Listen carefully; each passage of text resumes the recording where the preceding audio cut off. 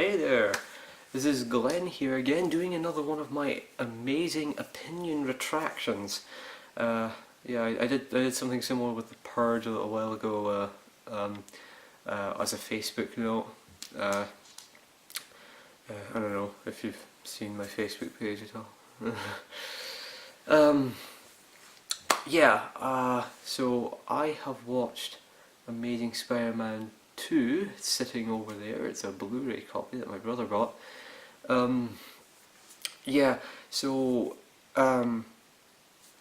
Anyone who's watching this perhaps remembers I did a review of this film with Nick and Chris. It wasn't a review of this. It was a review of the first Amazing Spider-Man movie, and in which I think we pretty much decided we liked it, but I think we kind of compared it unfavourably to, at the very least, the first two Sam Raimi movies, especially the second Sam Raimi Spider-Man film. I actually don't remember that much about Spider-Man 3, I have to admit, but from what I remember, Spider-Man 3 was kind of a cluster, a bit, villain overload, basically. I think we had decided that we were okay with the first Amazing Spider-Man. It was fairly simple, it had a kind of coming of age sort of style, it was kind of, part of it was like a coming of age movie, and that was okay, we had our problems with it. I'll get to them later, but Amazing Spider-Man 2, now, I remember in my first review of this,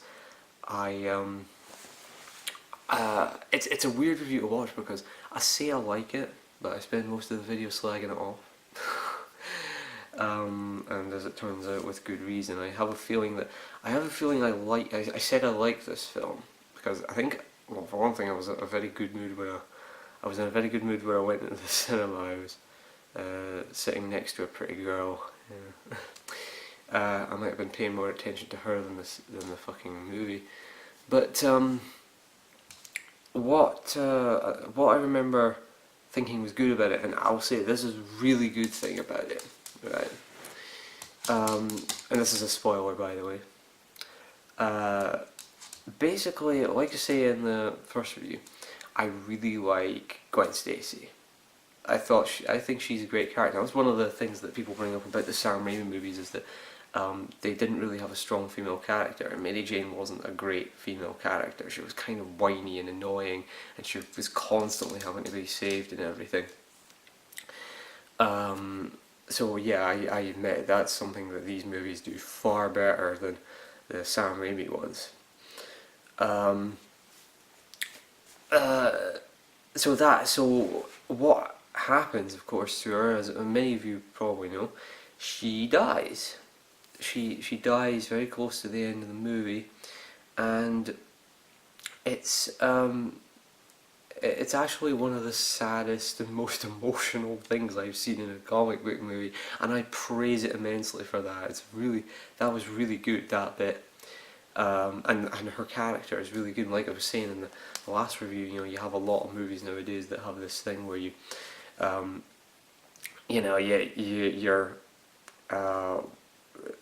have your lead male character, and he goes off and does stuff, and occasionally cuts back to his wife or girlfriend who's just kind of sitting there doing nothing. Like the RoboCop remake did it.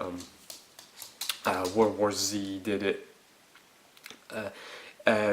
Christ, even the new Godzilla film did it to an extent. I mean,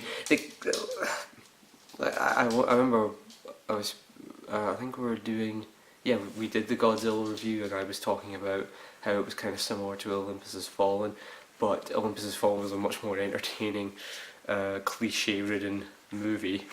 So I was willing to let that go. And the Hunger Games as well, except the genders are switched around. You have Katniss buggering off and doing all sorts of cool shit, and in the meantime it just sort of cuts back to Liam Hemsworth going, I'm Liam Hemsworth. So yeah, it was really cool. I mean, see, that is one of the things this film does well, um, uh, which makes it such a shame that the rest of the movie is such a mess. Yeah, it's a fucking mess. The the thing is, I mean, first of all, yeah, Spider-Man does have a couple of funny moments in it, but I don't know. There's just these bits where you're you're absolutely trying to refrain. You're trying not to want to punch him in the face. Really, you know, there are just these bits where, oh, for fuck's sake, shut up, Andrew Garfield, shut up. I don't like his face. I really don't.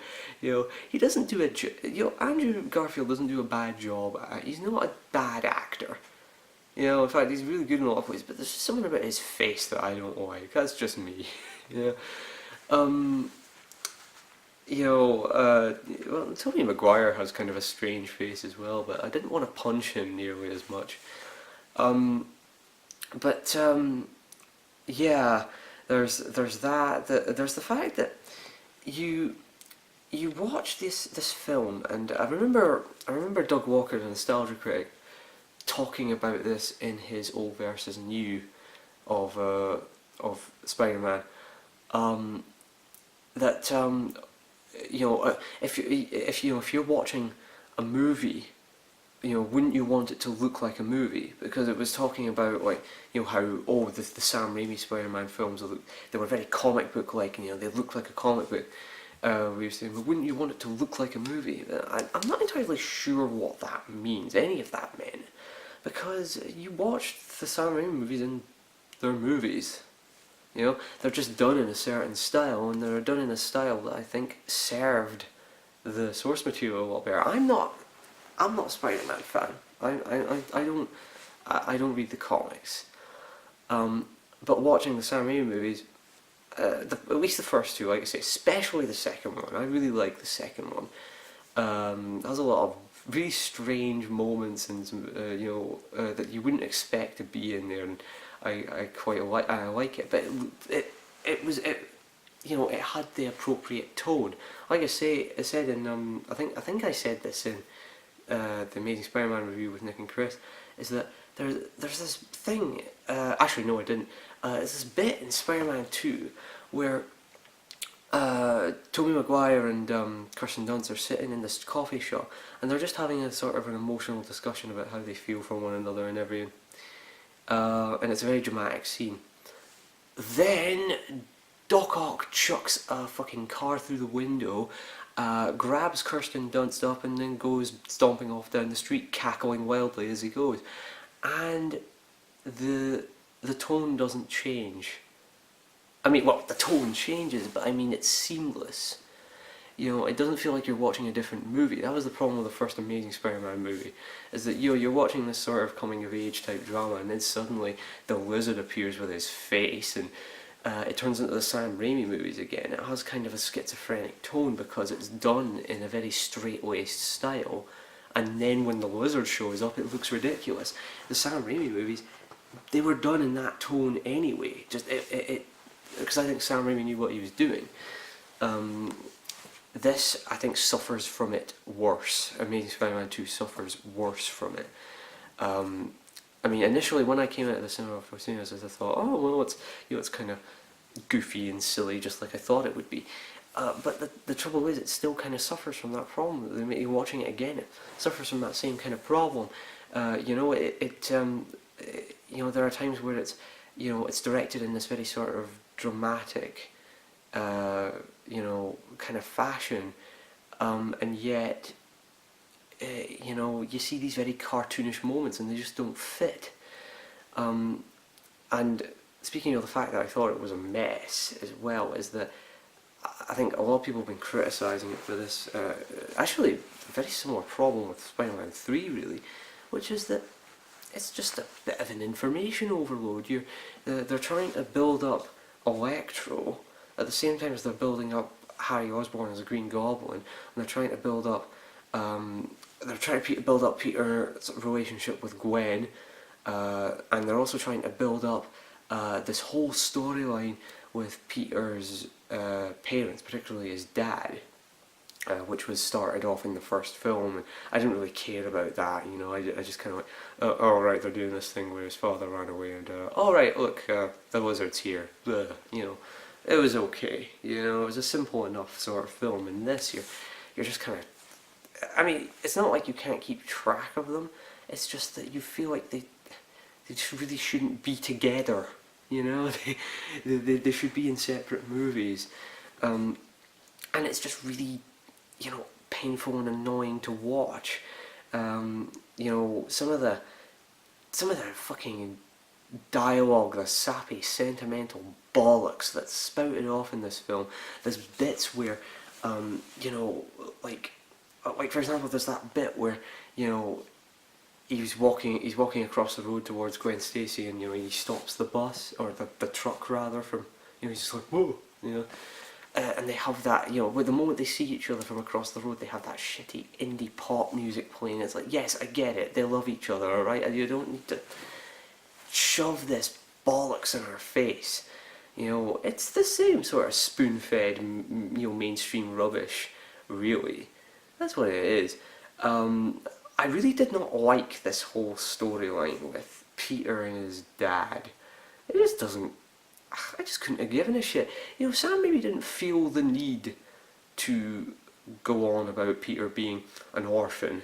You know, I don't think he felt the need to be like, oh, there must be something dramatic and, you know, overly Hollywood going on with Peter Parker's mum and dad, you know. It didn't seem to need to do it. He had enough drama as it was. He had, you know, Peter living with his, you know, aunt and uncle. He had, you know, he had the fact that he was changing into a goddamn spider, you know, and you know, Green Goblin and everything. That was another thing actually that Doug Walker brought up in the or the other person at least in the review brought up in the old versus new, was that can you quote any of the Amazing Spider-Man villains? Can you think of anything that they would have said that would stick in your mind as being in any way awesome or whatever?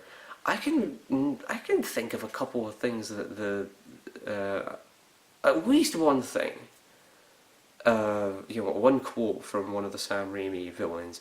Like, I remember in the first one, the Green Goblin was like, "I'll leave you here to lick your wounds." You know, it's because you know, I think Sam Raimi just kind of knew he was doing something overly silly and over the top, and he went, "Oh, okay, that's the way I'm going to do it." You know, and that's how he did it. It was flawed. Don't get me wrong; they were flawed movies, but they worked. They worked very well with the material they had. You know, like I say, I can't remember much about Spider-Man 3. I have a feeling that film has kind of been shat on unjustly a little bit, but you know, not to say that it wasn't severely flawed, but I think it's probably been shat on unjustly, especially considering some of the things that apparently Sam Raimi had to deal with in the production process. But not to completely suck off Sam Raimi, by the way, I didn't like Oz the Great and Powerful, but whatever, we've gone a bit off topic. But you know, there are also these things in it that just don't, like, I really don't like this whole thing where, you know, you find yourself, I think one of the other reasons why I like Gwen Stacy so much is that you're on her side frequently when Peter is going on about how, like, oh, I can't see you because your daddy, I made a promise to your dead daddy and everything, and it doesn't come across as charming or altruistic or anything. It just comes across as whiny and annoying. And speaking of which, Dennis Leary popping up like that, you know, whenever he popped up, you know, because Dennis Leary is the father in the first one, Gwen Stacy's father in the first one, and he pops up as a ghost occasionally, just kind of looking at him, disapproving, like, no, Peter, no, you promised me, Peter, no. That was something I forgot to mention in the previous review as well. Jesus Christ, what a load of shit that was. I thought it would have been funny if they, like, you know, they see Peter, like, oh, and there's Dennis Leary standing there going, oh. And then like he would look off screen, like Dennis Leary would look off screen and go, oh, and the camera would pan and there's a ghostly Bill Hicks looking disapprovingly at him. Oh. Yeah. The joke is that Dennis Leary apparently stole some of Bill Hicks's material. Oh, who said that? Oh. Yeah, so there's that. I don't know. Is there? I don't know. There are things I can praise about this. Like I say, I mean, I really like the whole Gwen Stacy thing. I liked how that ended. It was, you know, it was something. You know, it's something that I think a lot of comic book movies don't do, which is the, you know, the thing is, you reading the comics, you know. You would, you know, you have things that are lasting going on. Like, you know, if it's like you're watching a TV series, you have things that are lasting. You know, a character is dead, that character is dead. This event happened, that event happened. You know, it's like if they made a Game of Thrones movie and removed the Red Wedding or something like that. You know, you kind of watch all these comic book movies and you're just thinking, you know, where's all the really sort of dramatic plot twists that I remember from the comic. And that's an example. I think it actually did a very good job there. It did something lasting, and that's one of the few things I can say good about this. The other, I don't know, some of the action sequences are kind of cool. That whole bit in Times Square where, you know, Spider-Man's fighting Electro, it was a bit overly flashy in places. Like, I really don't like this whole slow-mo thing. You know, it's one of the things, you know, that I like The Matrix, but I hate The Matrix, sort of, you know, because of all the, ooh. Dude, I'm gonna blame Zack Snyder as well, fuck that, you know, but a lot of it was kind of cool. I don't know what, you know, but Christ, you know, Electro, you know, he opens up the power, the little power thing, and grabs hold of the wires, and then, like, you know, shit starts to go down, and Christ, the news teams show up quickly, you know, because you see all his, you know, his face on the screens around Times Square, and you're like, Jesus Christ, they showed up quickly, didn't they? You know, what's that? Homeless man in hoodie attempts to electrocute self? We're there. I don't know. I mean, that's just initially what they thought it was. I mean, that's what it looked like.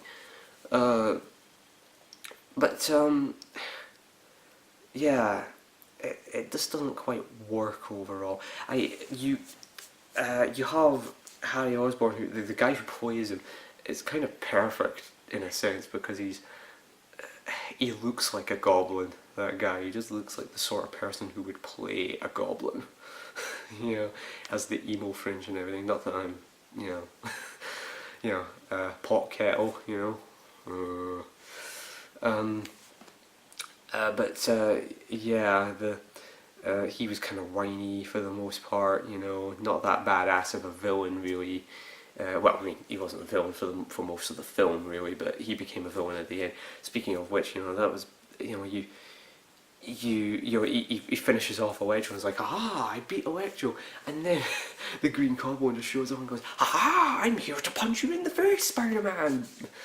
You know, it's like, I wonder, you know, it's like he, you know, was he just wandering around trying to find Spider-Man? It's like, ah, there he is, haha, I'm here to fuck you up, Spider-Man. It's kind of like, it kind of reminds me of that bit in Rush Hour 3, which is a really shitty movie, where Chris Tucker and Jackie Chan end up in the fountain in front of the Louvre, and they get out of the water and it's like, oh god, oh, that was crazy, wasn't it? And then this one of the other villains, I think Max von Sydow, shows up with this woman, you know, he's pointing a gun at her, and he's just like, you know, he's holding her for some kind of ransom, I can't remember, and it was just like, you know, when he got free and, you know, managed to get the gun off of that woman, was he and she just wandering around Paris until they saw Chris Tucker and Jackie Chan land in a fountain and went, ah, there they are, I'm now going to threaten them, did it? You know, You know, so then Green Goblin does his thing, and that's the end of the film. Uh, like I say, his trouble is, oh yeah, and of course the uh, what I mentioned before, which was the why why were those people on the fucking plane there? You know, the bit where he's fighting Electro on the power grid. Why did it continually cut to these no-name people? You know, who are like, you know, it's like you cut to the guy who runs the power grid, just so that he can go like, holy shit, the power grid's gone out. It's like, yeah, I got that. I got that the power grid was out. Thanks. And then you've got the people in the airplane, once again, could not give a shit. Couldn't. It's just, it's so far removed from the actual set piece, which is Spider-Man fighting Electro in the midst of the power grid. You know, it's so far removed that it really just does not need to be there. It's a way of movies are artificial suspense, but that is the most artificial suspense you can get. I mean, like I said in the previous review, I kind of likened it to a lot of like say White House Down, for example, where the villains shoot a rocket up in the air to from out of the ocean to hit the vice president's plane after he becomes inaugurated as the president. God, you know, there was a lot of presidents in that movie. I think it would have been really funny if they just kept passing the buck down and down and down. You know, it's like, you're next in line to be president, and just have them keep getting killed off. But that's another movie. I've gone off on a tangent once again. You know, and then they, you know, once the rocket's gone up, they cut to a dude in a submarine. It's just like, holy shit, a rocket's just been shot up. It's like, oh.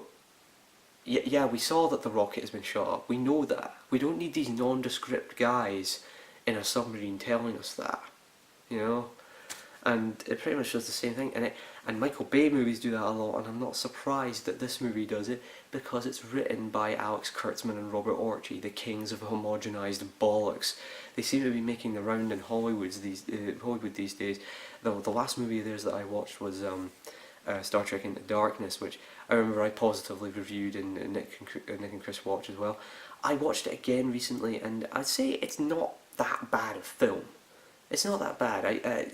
There were elements of it that I quite enjoyed, but watching it again, it's just, yeah.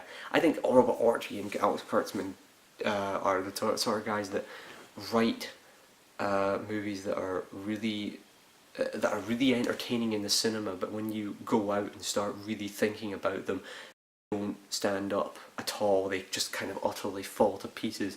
It's like how I started thinking about, like, who the fuck built that that massive that thing in the subway? You know, the little base that Peter's dad had hidden away with a bunch of his experiments, where Peter found the video of him talking about what had actually happened. You know, who built that? Who did he get to build that? It's like that whole Batcave thing, you know. A lot of people were saying, like, you know, he must have gotten a shitload of contractors to build that Batcave, and you know, unless he's got these guys, you know, well paid off to keep their mouth shut, he killed them all to keep their mouth shut about the Batcave, you know.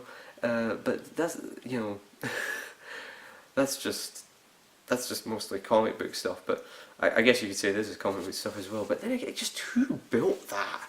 Who did he get to build that, and who did he get to shut them up, basically, you know? And of course, the whole reason that Peter's dad went off turns out to be completely banal. Oh, Oscorp wanted them to make bioweapons. Well, of course they did. They're Oscorp, you know? Stop the fucking presses. Oscorp wanted to make bioweapons. You know? But yeah, I mean, I used to watch the 90s Spider-Man cartoon when I was a kid. Watching that back, it's kind of, it doesn't stand up as well as Batman the Animated Series, but I still find it quite fun. but yeah, it just doesn't. They just don't write that good movies when you really start to think about them. I mean, The Island was such a crap movie. Then they went ahead and did Transformers 1, which was kind of crap, and then Transformers 2, which was just horrendous. It was offensive, that movie. I mean, I'll take Amazing Spider-Man 2 over Transformers 2 any day, you know. But yeah, I'd say it's just kind of generally annoying and messy as a film. You know, uh, you just don't quite care about anything other than Gwen Stacy, and I think that's what really drew me in initially, which was that they actually had a very strong and smart female character, and I liked that. And don't get me wrong, I'm not one of those social justice warriors that goes like, oh, there should be more strong women, and you know, there should be more of this and that, and you know, to be more equal, and be, you know, because I don't think it really does all that much. But you know, I'm just more interested about the character being interesting and being strong, and you know, and that goes with male characters as well as female characters, you know. So it's good that I think that was what was initially drew me in. I remember someone saying, I can't remember, I think it might have been Brad Jones, the cinema snob, that said that it was a fairly decent romantic comedy that happens to have Spider-Man in it. And I wouldn't even say that some of the romantic comedy elements are that decent. You know, it's just kind of a cluster, and it doesn't quite work overall. And really, I have a feeling that I mean, I can criticise a lot of elements of the sort of Marvel movies, like the ones that Marvel have a hold of, you know, the Thors and the Captain Americas and the Iron Mans and whatever. But what I can definitely praise about them is that they had a plan, and they, you know, they had a smooth. They have a smooth sort of thing. I mean, there's hiccups along the way, like Iron Man 2, and the fact that Thor and Thor 2 aren't that good, and Captain America. You know, I like the first Iron Man. I like Avengers. I like Winter Soldier to an extent. You know, I do like that film, despite my problems with it. You know, so I do like most of those, and I think we would probably see better Spider-Man movies if Marvel had the rights to Spider-Man back, and you know, I kind of hope to see that eventually. You know, maybe get someone who actually knows how to do a comic book film. You know, trying to make it sort of, you know, I mean, Spider-Man's ridiculous. Make him a bit more ridiculous, you know. I don't want to see this dramatic, sappy shit. I mean, that's not to say I don't want to see drama in the story. I mean, I'm finding it difficult to put across my, you know, point, but if you watch the Sam Raimi movies and then watch that, you know, you might see what I mean. But yeah, I hope to see that. I think they would probably, I think that there might have been better X-Men movies as well. I mean, to be X-Men 2 is where it peaked, and then it's been steadily sort of, it's kind of gone downhill since, and then went back up a bit, just with Days of Future Past. I mean, Days of Future Past, it was okay, you know. I hated First Class, but Days of Future Past it was alright. Kind of, you know, kind of bloated, but I did a review of that with Nick and Chris. So anyways, yeah, Amazing Spider-Man 2 just kind of more overblown Hollywood bollocks, homogenized rubbish basically, and yeah, the first film was better in my opinion. It was better, but you know, we kind of knew it was going this direction, especially when you hire Robert Orci and Alex Kurtzman, the men behind the recent incarnation of Hawaii Five-0. of which I've watched an episode. God, what a load of shit that show is. Oh god. That guy's hair. Watch Hawaii Five-0, the new Hawaii Five-0, and just look at that. I could stare at that guy's hair. Yeah, I think they had something to do with Legend of Sleepy Hollow as well, but I haven't watched that.